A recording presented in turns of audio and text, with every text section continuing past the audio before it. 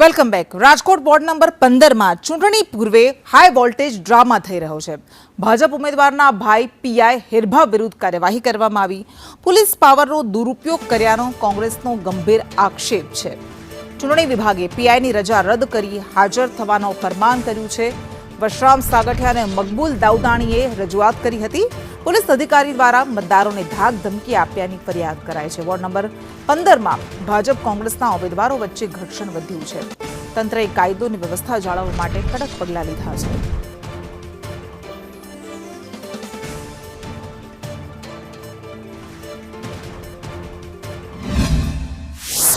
ભાજપના ઉમેદવાર નિલેશભાઈ હેરબા અમે પ્રચાર કરી રહ્યા હતા, ત્યાં મળ્યા. મારું બાવડું પકડીને એક બાજુ ધકેલી લઈ ગયા. મને એવું કહેવામાં આવ્યું કે ભાઈ તમે મારા ભાઈની વિરુદ્ધ કમ્પ્લેન શા માટે કરો છો?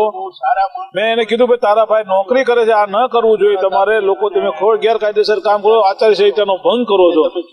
પરંતુ એના જે વાણી વર્તન જે ખરાબ હતું એ હું આપને ન કહી શકું. એવું ખરાબ વર્તન મારી સાથે કરવાથી મેં એની વિરુદ્ધ લેખિતમાં અરજીઓ પણ આપી અને લેખિતમાં અરજી કરી. મૌખિક કલેક્ટર મોરબી સાથે ચર્ચા કરી, ડેપ્યુટી ડાયરેક્ટર એન્ટી કરપ્શન બ્યુરોની સાથે પણ ચર્ચા કરી.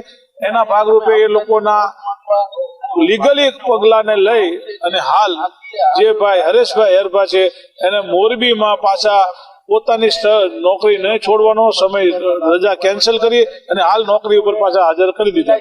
હજી ઉમેદવારોને કોઈને ખબર નથી પડતી કયા વિસ્તારમાં કોણ આગેવાન છે, કોણ કઈ જ્ઞાતિ રહે છે, કેને મળવું કેને ન મળવું એને હજી ખબર પડતી નથી. અને સીધી એ મીડિયાના માધ્યમથી ફાંકા મારવાની વાતો જે લોકોની છે કે ભાઈ વોર્ડ નંબર 15 માં અમે ગાબડું પાડશું, તો એ બધી એની વાતો સપનું રહી જાય છે. વોર્ડ નંબર 15 માં કોંગ્રેસ છે અને આગળ પણ રહે.